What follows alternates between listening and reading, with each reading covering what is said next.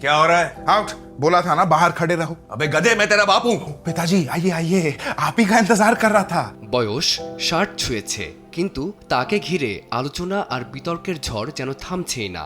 বলিউডের mister perfectionist Aamir Khan বর্তমানে জীবনের সবচেয়ে কঠিন অধ্যায়ের মুখোমুখি দাঁড়িয়ে। ব্যক্তিগত জীবনের নতুন প্রেমিকা গৌরীকে নিয়ে সময়টা ভালোই কাটছিল তার, কিন্তু সেই হাসির আড়ালেই ধীরে ধীরে বাসা বাঁধছে গভীর একাকিত্ব আর হতাশা।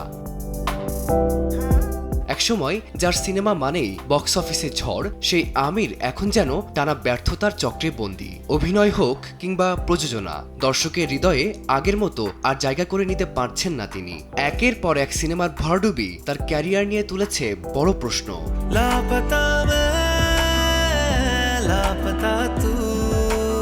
এই কঠিন সময়েই হয়তো নতুন আশার আলো হয়ে এসেছিলেন ছেলে জুনায়েদ খান। গত ১ মে মুক্তি পাওয়া তার নতুন সিনেমা একদিন ঘিরে তাই প্রত্যাশা ছিল তুঙ্গে। সমালোচকদের প্রশংসা মিললেও দর্শক মন জয় করতে ব্যর্থ হন জুনায়েদ পল্লবীর রসায়ন। মাত্র ২ সপ্তাহের মধ্যেই সিনেমা হল থেকে কার্যত হারিয়ে যায় সিনেমাটি। ছেলের এই ব্যর্থতা যেন আরও বেশি নাড়িয়ে দিয়েছে আমিরকে। অভিনেতার ভাষ্যে প্রতিটি সিনেমা তার কাছে সন্তানের মতো, আর কোনো সিনেমা ব্যর্থ হলে সেটা যেন সন্তান হারানোর যন্ত্রণার চেয়েও কম নয়।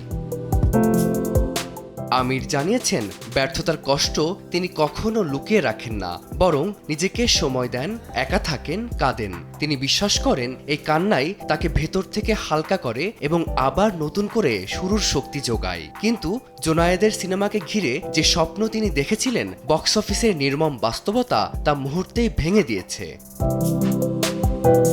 একদিকে ব্যক্তিগত জীবনের নতুন সমীকরণ, অন্যদিকে ক্যারিয়ারের টানা ধাক্কা, সব মিলিয়ে জীবনের ষাটোর্ধ্ব অধ্যায়ে এসে বড় এক মানসিক লড়াইয়ের মধ্য দিয়ে যাচ্ছেন আমির খান। এই মানসিক বৃত্ত থেকে বেরিয়ে তিনি আবার কবে চেনা ছন্দে ফিরবেন, এখন সেটি দেখার অপেক্ষা। ফারদিন মাঝার, সময় সংবাদ।